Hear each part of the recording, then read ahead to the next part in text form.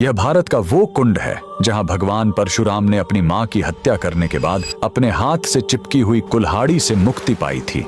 यह कहानी है महान ऋषि जमदग्नि और उनकी पत्नी पतिव्रता रेणुका की। कहते हैं रेणुका हर दिन नदी से कच्चे घड़े में पानी लाती थी और उनके सतीत्व के बल से वह घड़ा टूटता नहीं था। उनके 5 पुत्र थे जिनमें सबसे छोटे थे विष्णु अवतार परशुराम। एक दिन रेणुका ने नदी में कुछ गंधर्वों स्वर्ग के संगीतकार को जल क्रीड़ा करते देखा। उन्हें देखकर एक पल के लिए उनका मन मोह में पड़ गया और उसी क्षण उनके सतीत्व का बल टूटा और कच्चा घड़ा टूट गया। जब वो आश्रम लौटी तो ऋषि जमदग्नि ने अपने योग्य बल से जान लिया कि उनका मन भटक गया था। वो इतने क्रोधित हुए कि उन्होंने अपने पुत्रों को आज्ञा दी, अपनी मां का वध कर दो। जब चारों बड़े भाइयों ने मना कर दिया तो क्रोधित पिता ने उन्हें तुरंत पत्थर बन जाने का श्राप दे दिया। इसके बाद परशुराम ने पिता की आज्ञा को अपना धर्म समझा। उन्होंने भारी मन से अपनी कुल्हाड़ी उठाई और अपनी ही मां का सिर धड़ से अलग कर दिया। उनकी आज्ञाकारिता से प्रसन्न होकर जमदग्नि ने वरदान मांगने को कहा। परशुराम ने तुरंत अपनी मां को फिर से जीवित करने और साथ ही पत्थर बन चुके अपने चारों भाइयों को भी मुक्त करने का वर मांग लिया। सब फिर से जीवित हो गए, मानो कुछ हुआ ही ना हो। लेकिन कहानी यहीं खत्म नहीं हुई।